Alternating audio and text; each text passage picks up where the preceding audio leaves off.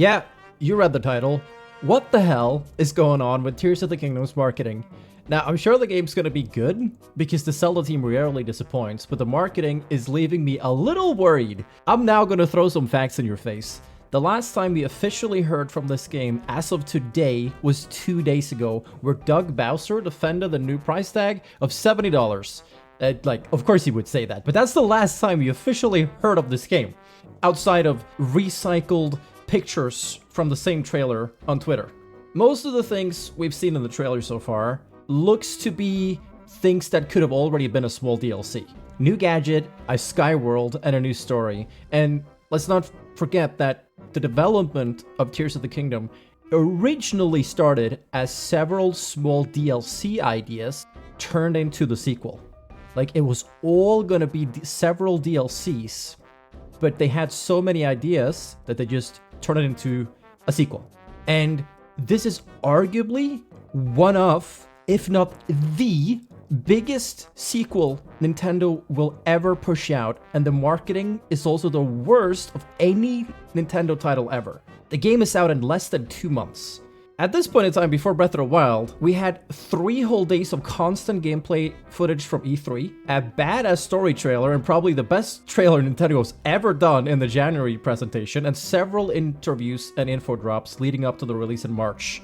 Now, the build-up and the hype and the marketing for Breath of the Wild was really good, and we've yet to have a cool story trailer that the Zelda games usually have. And it's odd to me that they would either delay it till last second or not do it at all for, again, arguably one of the, if not the biggest sequel Nintendo will ever push out. And I see a lot of people saying, I'm glad they're not showing much. That means I can experience it for myself and that kind of thought process. And I'm sorry to tell you, but that's not how marketing works. You are already going to buy the game. The marketing is not for you. My brother, who doesn't really follow game media and stuff like that, and he's not, he's not a nerd like me, but he played Breath of the Wild and he plays games, right? He did not know when I asked him a few days ago about Tears of the Kingdom. Well, he knew about it. He didn't know it was going to be out in less than 2 months. He had no clue. Why is that? The marketing is atrocious for the general public. Obviously, we terminally online degenerates are obviously going to know about this, and we're going to know about every single detail because we're always on top of it, right? But, to the general public, healthy human beings with a life, how the fuck are they supposed to know? Even for me, excited as I am for the sequel to, one of my favorite games of all time, I am, again, a little worried because there are so many unanswered questions. For example, how big is the world? How different is the world? That's a big one. I feel like that, I'm not looking for spoilers. I want to stay unspoiled, but I'm looking for small details that is going to clarify what the hell is even happening here. What is going on with the sequel? How different is the world? That's the most important question that everybody has about this game. We know there's a sky world, and potentially there could be an underground world because we've seen in the trailers, but that could also just be one cave. Right? It doesn't mean that it has to be an entire underground area as well. But we know there's a sky world, but the big elephant in the room is what the hell is going on with the previous world? For all we know, it could be the exact same copy-pasted shit. I'm not gonna say shit because the world is beautiful, but with just a few tweaks here and there. But we don't know. We don't know. Obviously, we've seen some changes in the trailer, We've seen a few things, like the fog being removed in some of the areas. We've seen some new structures. We've seen some symbols, right? But it's basically the same with a few tweaks here and there. I think, and that's very specific imagery as well. Why wouldn't they show more, right? It's very odd. It's very odd. That won't spoil you. I don't want them to show the whole world, but show a few interesting shots of what has changed, right? We had so much imagery of Breath of the Wild before it was out. So much. We knew about so many landscapes and what this world was going to offer, the premise of the basic of the premise of the story. We knew sort of how the game was going to work, mostly thanks to the E3 a year before the game came out, because it was 3 constant days of information and gameplay. constantly playing. That E3 was just like Nintendo showed up with one game, and that was Breath of the Wild. And in many people's eyes, Nintendo was one of the best presentations because it was awesome. The game looked so good, and it was super good. So I'm like, one of my conspiracy theories here are that I'm a little worried that they are withholding information, and it's because they're afraid to disappoint. And like, if that's not the case, then what is it? Are they just being stupid? Did they forget how to market? I don't think so, because the Mario movie is, you know, right around the corner, and the marketing for that thing is insane.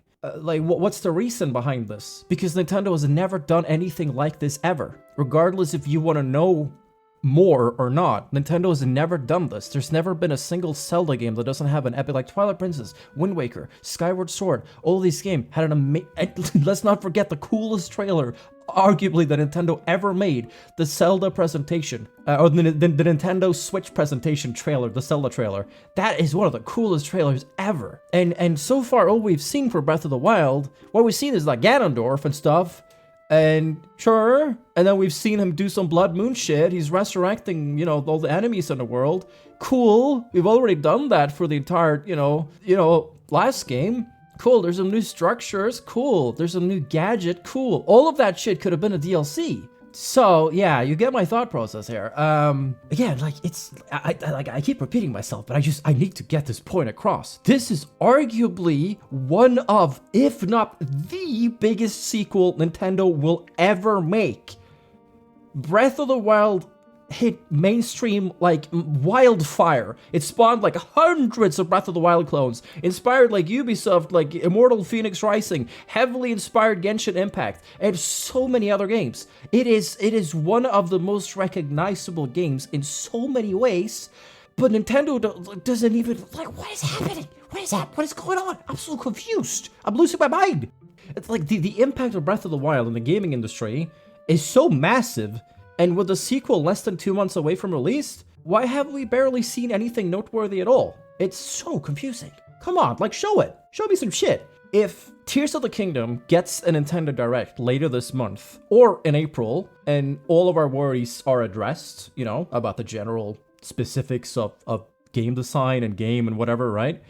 It still doesn't remove any of the points I've already told you, because the ship has already sailed for the marketing, regardless. It's obviously going to help to have a last-minute direct that focuses entirely on Zelda, but the ship for the marketing is already sailed. That's not how marketing works. You don't start marketing last second. That's not how it works. And, like, again, I'm excited / cautiously optimistic, and I'm sure the game is going to be good.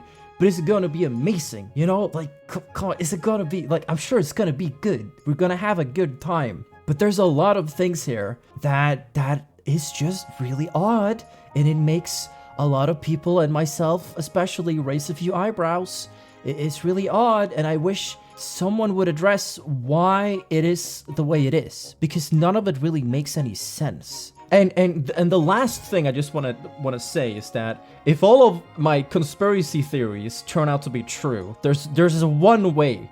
There's at one point we're gonna know for sure if all of these conspiracy theories are actually true or not, and that is the point where Nintendo push out review codes and when they set the date for the review embargo. Like, just consider the scenario that at this point, after all of the shit that has happened, the game is now like $70. They bumped it $10, and there's no marketing whatsoever. It's completely quiet, just a few things here and there, right? If suddenly, in a hypothetical scenario, that Nintendo delay the review codes for the reviewers and put a last-minute review embargo for the game, that's gonna be the biggest red flag of all time. And at that point, I'm just gonna take all my conspiracy theories as fact. Cause there's so much weird stuff going on with the marketing. And if that happens on top of it, it's the biggest red flag of all time. But anyway, I'll stop with my conspiracy theories for now. is a lot of thoughts, a lot of confusion. Hopefully, the game is amazing and Nintendo just forgot to market the game or something, I guess. Maybe Miyamoto forgot the game was coming out because he's busy marketing the Mario movie. Who knows? I don't know. Nobody knows. Anyway, that's it for me. Stay tuned to this channel for more conspiracy theories. Bye-bye.